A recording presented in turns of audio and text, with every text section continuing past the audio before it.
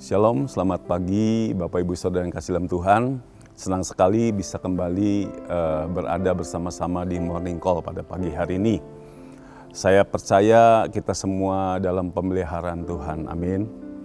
Yuk kita akan mendengarkan firman Tuhan pada pagi hari ini. Saya kasih tema atau judul yaitu menguasai diri di tengah emosi.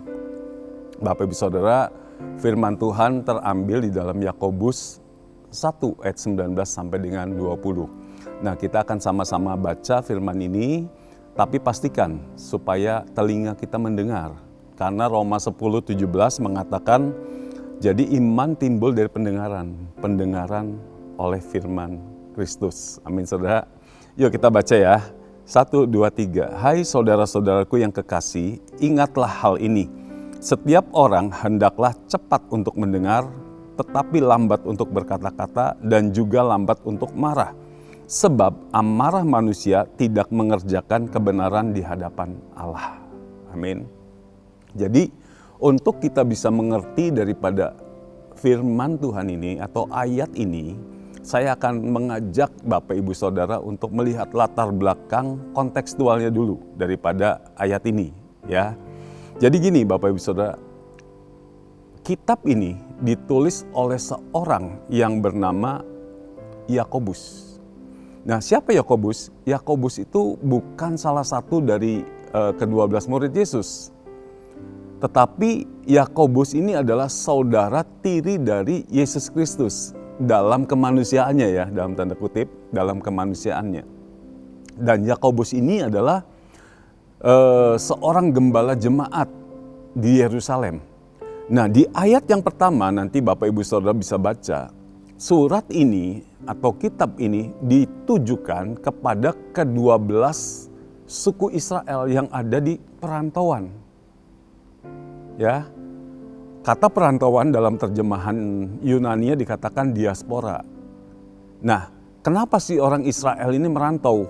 Bukan karena keinginan mereka sendiri Bapak Ibu Saudara, bukan juga karena mereka pengen ya supaya dapat sesuatu yang lebih di perantauan. Enggak seperti itu. Saya flashback sedikit ya. Jadi setelah wafatnya Raja Salomo, kerajaan Israel itu terbagi menjadi dua. Ada utara, ada selatan. Utara dipimpin oleh Yerobeam, selatan dipimpin oleh Rehabeam. Dan Allah sudah membuat sebuah covenant dengan Raja Daud supaya anak cucu Raja Daud itu menjadi raja, yaitu di dalam kerajaan Yehuda, dan itu terbukti saudara ya.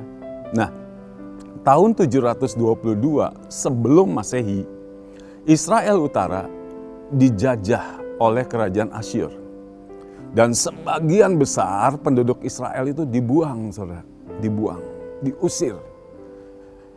Tahun 586, kerajaan Israel Selatan dijajah juga oleh kerajaan Babel. Dan mereka pun sama mengalami pembuangan selama 3 tahap, termasuk di dalamnya ada Daniel, Sadrak, Mesak, dan Abednego. Nah, setelah Raja Babel ditaklukkan oleh Persia tahun 300 sekian saudara, Raja Persia ini diberikan hati oleh Tuhan untuk supaya orang-orang Yehuda, kerajaan selatan, itu boleh membangun kembali tembok Yerusalem yang sudah roboh. Nama rajanya saudara pasti tahu, yaitu Raja Kores ya, Kores Agung atau the Great Cyrus. Dia memberikan izin. Nah, dalam pembuatan atau pembangunan tembok ini nggak mudah saudara, karena banyak rintangan, banyak tantangan yang dihadapi. Tetapi akhirnya jadi ini tembok ya, dan terus dalam pengawasan kerajaan Persia. Setelah kerajaan Persia akhirnya dikalahkan juga saudara oleh kerajaan Yunani. Pada saat itu rajanya bernama Alexander Agung. Nah, Alexander Agung ini membuat sistem namanya Helenisasi. Ya, jadi dia menguasai hampir seluruh wilayah Timur Tengah. Dan ini diwajibkan untuk berbahasa Yunani. Makanya kita melihat Alkitab ada perjanjian lama dalam bahasa Ibrani, perjanjian baru dalam bahasa Yunani saudara. Karena faktor ini ya, karena banyak orang Israel yang sudah biasa atau udah bisa juga berbahasa Yunani. Nah, setelah itu Yunani dikalahkan oleh Romawi, saudara. Makanya Yesus lahir di zaman penjajahan Romawi ini. Nah, tahun 70 Masehi, ini udah berganti ya, tadi sebelum Masehi, sekarang Masehi. Orang-orang Israel diusir lagi, saudara. Temboknya dibongkar, dihancurkan. Orang Israel diusir lagi dari tanah air mereka. Puncaknya tahun 135 Masehi, orang Israel harus keluar, diusirin. Dan mereka harus mencari tempat atau wilayah di daerah sekitar sana. Makanya disebut mereka pada merantau, Bapak Ibu Saudara. Ya, dan lamanya mereka merantau itu enggak sebentar, Saudara. Ya, mereka itu bertahun-tahun dijajah. Mereka bertahun-tahun akhirnya harus diusir. Ya, bukan cuma 10-20 tahun mereka kehilangan tanah airnya. Bukan 100-200 tahun, Saudara, tapi 1878 tahun mereka kehilangan tanah airnya. Tetapi ini yang hebat dari bangsa Israel, Saudara. Meskipun mereka kehilangan tanah airnya 1878 tahun, tetapi mereka tidak pernah kehilangan identitas mereka, Saudara. Mereka tetap berkata bahwa saya orang Yahudi, saya orang Israel. Mereka bangga, Saudara. Dan para leluhur mereka, para pemimpin mereka, mereka katakan setiap tahunnya, mereka katakan bahwa tahun depan kita akan ada di Yerusalem. Terus, Saudara, bertahun-tahun mereka katakan itu. 14 Mei 1948, David Ben-Gurion mendeklarasikan berdirinya negara Israel, Saudara. Di Tel Aviv. Ini yang terjadi, Saudara. Itu pun gak mudah, Saudara. Banyak negara-negara Arab yang mulai menyerang. Tetapi sampai hari ini, negara Israel tetap ada, Saudara. Jadi ini latar belakang daripada ditulisnya kitab ini, Bapak Ibu Saudara ya. Nah, kita lihat bahwa bagaimana relevansinya dengan keadaan kekristenan saat ini. Karena kita tahu bahwa masalah itu tetap ada dari tahun ke tahun, dari masa ke masa, dari abad ke abad. Masalah kekristenan juga tetap ada sampai dengan hari ini. Nah, kita belajar hari ini, apa itu emosi? Emosi itu adalah anugerah dari Tuhan, Bapak Ibu Saudara. Emosi itu adalah anugerah dari Tuhan. Dan setiap orang pasti memiliki emosi. Nah, melalui emosi, itu manusia bisa merasakan sukacita. Karena emosi itu netral ya, Saudara. Emosi itu netral. Melalui emosi, manusia bisa merasakan kasih atau dikasihi. Melalui emosi mereka juga bisa merasakan sedih atau berduka. Mereka bisa merasakan ketakutan saat ada dalam bahaya. Dan mereka bisa marah saat melihat ketidakadilan, Bapak Ibu Saudara.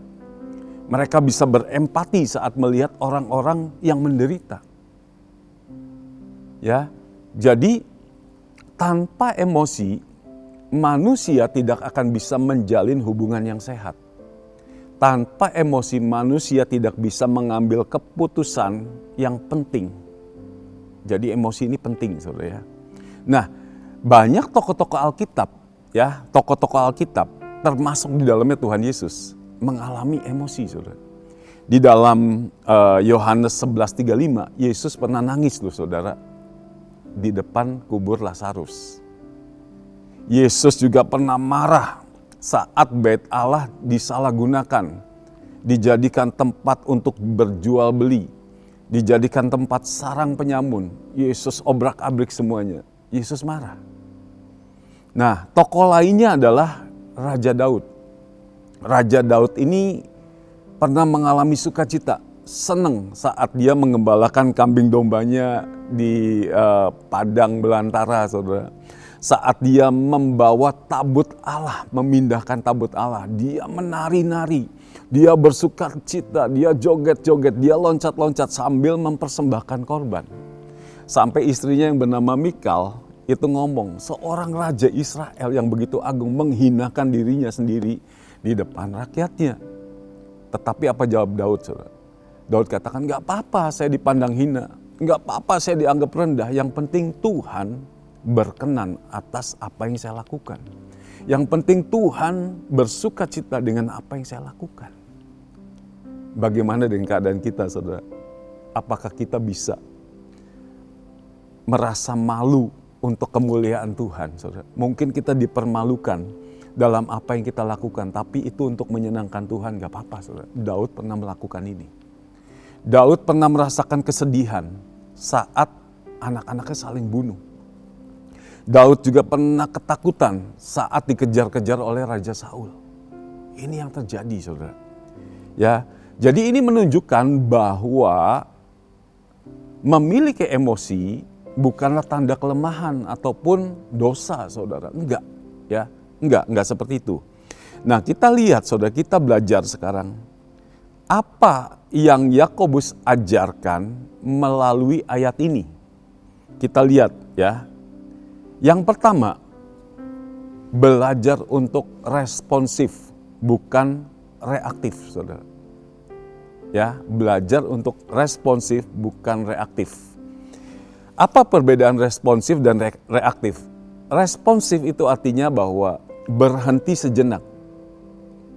Artinya jedah, saudara. Jedah gitu ya, berhenti sejenak. Atau merenungkan situasi. Di dalam Alkitab biasa kita baca dengan kata sela. Ya, di dalam kitab Mazmur itu sering ada ya kata sela. Ataupun kita bisa mencari hikmat Tuhan terlebih dahulu. Lalu kita mulai merespon dengan tepat. Ini yang disebut dengan responsif. Apa itu reaktif? Reaktif itu artinya langsung berbicara, langsung bereaksi, langsung menjawab dengan emosi. Atau emosional gitu, saudara. Jadi ini perbedaannya. Ya, Yakobus mengatakan, kita harus underline di sini, dikatakan di ayat 19, hendaklah kita itu cepat mendengar. Cepat mendengar artinya adalah mau memahami sebelum kita bertindak. Jadi dipahami dulu, saudara. Banyak terjadi keributan, banyak terjadi konflik, bahkan sampai berkelahi gara-gara apa? Salah paham. Banyak orang pengennya dipahami, nggak mau memahami. Banyak orang pengennya didengar, nggak mau mendengar, saudara. Banyak orang pengennya berkata-kata terus, tanpa dia dapat meresponi, saudara. Tanpa dia bisa responsif. Ya, bahkan sangat mengerikan, saudara, kalau ada orang-orang yang pengen ngomong terus hanya karena pengen mengejar targetnya, misalnya 7.000 kata. Kalau pria katanya, atau 20.000 kata kalau wanita. Wah, ini kalau nggak sampai kesampaian bisa sampai meriang gitu, saudara. Ini bahaya, ya. Jadi kita belajar untuk bisa cepat untuk mendengar. Mendengar itu apa? Mendengar itu bukan sekedar membiarkan orang lain berbicara kepada kita. Mendengar adalah seni memberi ruang bagi hati orang lain untuk kita pahami. Saya ulang sekali lagi. Mendengar adalah seni untuk memberi ruang bagi hati orang lain untuk kita pahami. Ini mendengar. Jadi orang yang bijaksana itu tidak dikenal karena dia banyak berbicara, Bapak Ibu Saudara. Tetapi karena dia mendengar dengan penuh hikmat. Ulang ya, saudara. Orang yang bijaksana tidak dikenal karena dia banyak berbicara, tetapi karena mendengar dengan penuh hikmat. Jadi ini, saudara, penting, ya. Nah, seorang yang bernama Stephen R. Covey, dia ngomong gini, kebanyakan orang tidak mendengarkan untuk memahami. Mereka mendengarkan untuk menjawab, saudara. Makanya banyak orang nggak mau untuk mendengar, ya. Karena untuk memahami itu butuh kesabaran, butuh hikmat. Yuk kita belajar, saudara, untuk hal ini. Yang bagian B-nya dikatakan lambat berkata-kata. Lambat berkata-kata artinya berpikir dulu, saudara, sebelum berbicara. Ini yang disebut dengan responsif. Ya, ayo coba kita cek diri kita masing-masing. Ya, kita saat ini kita sendiri yang jawab. Kita itu kalau ngobrol, ngomong dulu baru mikir atau mikir dulu baru ngomong, saudara. Saudara yang jawab sendiri. Dan firman Tuhan katakan sebaiknya berpikir dulu baru kita ngobrol, baru kita ngomong supaya kita memperoleh hikmat. Amin. Ya. Amsal 18:13 ngomong gini, jikalau seseorang memberi jawab sebelum mendengar, itulah kebodohan dan kecelaannya. Ya, ini jelas banget. Yang bagian C-nya dikatakan lambat untuk marah. Artinya tidak dikuasai emosi sesaat, Bapak Ibu Saudara. Enggak dikuasai emosi sesaat. Jadi marah itu enggak selalu dosa. Tetapi kemarahan yang tidak bisa dikuasai itu bisa menyakiti diri sendiri dan orang lain. Ya. Jadi harus bisa dikuasai. Ingat Saudara bahwa dosa itu membuat emosi itu menjadi tidak terkendali. Ya, saat udah nggak terkendali itu dosa, Saudara. Jadi tadi Yesus pun marah, tetapi marahnya ada sebabnya. Ya. Dan Efesus 4:26 dikatakan, apabila kamu menjadi marah, janganlah kamu berbuat dosa. Janganlah matahari terbenam sebelum padam amarahmu. Jadi kalau dilihat urutannya, Saudara, urutannya adalah mendengar dulu. Untuk apa? Untuk memperoleh pengertian. Setelah itu berbicara. Berbicara artinya menyampaikan respon yang bijaksana karena kita sudah mendengar. Lalu ini pilihannya, apakah kita marah atau tidak, ya? Karena lebih mudah dikendalikan, karena kita memahami dulu masalahnya, Saudara. Jadi urutannya seperti itu. Nah, secara cepat yang bagian kedua, yaitu di ayat 20, amarah tidak menghasilkan kebenaran Allah, Saudara. Jadi amarah itu tidak pernah menghasilkan kebenaran Allah. Penguasaan diri adalah salah satu dari buah roh yang harus terus bertumbuh di dalam kehidupan orang percaya. Ini penting, Saudara, ya. Harus terus bertumbuh. Jadi penyebab kemarahan itu biasanya ego yang terlalu tinggi. Yang biasa disebut dengan kata egois, Bapak Ibu Saudara, ya. Yang menyebabkan masalah. Apa itu masalah? Masalah adalah apa yang kita pengen, apa yang kita tuju itu tidak kejadian. Ini yang disebut dengan masalah. Apa yang kita inginkan tidak terrealisasi. Ini yang disebut dengan masalah, Bapak Ibu Saudara. Amin. Jadi dua hal ini biarlah ini boleh menjadi pengertian, menjadi berkat untuk kita, Saudara, untuk kita bisa belajar menguasai emosi, ya. Belajar menguasai diri di tengah emosi. Amin, Bapak Ibu Saudara. Ya, jadi kita belajar yang pertama belajar untuk responsif, tidak reaktif. Di dalam responsif kita harus cepat mendengar, lambat berkata-kata, lambat untuk marah. Dan poin yang kedua adalah amarah tidak menghasilkan perkenanan Allah, tidak menghasilkan kebenaran di hadapan Allah. Mari sama-sama kita tundukkan kepala, kita akan sama-sama berdoa. Bapa, terima kasih untuk pagi ini kalau kami boleh diajar tentang firman Tuhan, di mana hari-hari ini Bapak banyak sekali yang membuat kami marah, membuat kami tidak sabaran, membuat kami menjadi emosi. Ajar kami supaya kami bisa mengendalikan diri, bisa menguasai diri kami, untuk kami boleh menguasai diri kami di tengah emosi. Ajar kami untuk melakukan firman Tuhan seperti apa yang diajarkan oleh Yakobus ini. Biarlah kami boleh cepat mendengar, lambat berkata-kata, dan lambat untuk marah. Karena apa? Karena amarah tidak pernah menghasilkan kebenaran di hadapan Engkau, ya Bapa. Terima kasih Tuhan Yesus yang baik untuk pagi ini. Biarlah kami boleh meresponi firman Tuhan. Kami boleh melakukan apa yang telah kami dengar, sehingga hidup kami boleh bermakna, boleh menjadi berkat, boleh kami aplikasikan dalam kehidupan kami hari ini. Buat kami mengerti Roh Kudus Engkau yang menolong dan mengurapi kami semuanya.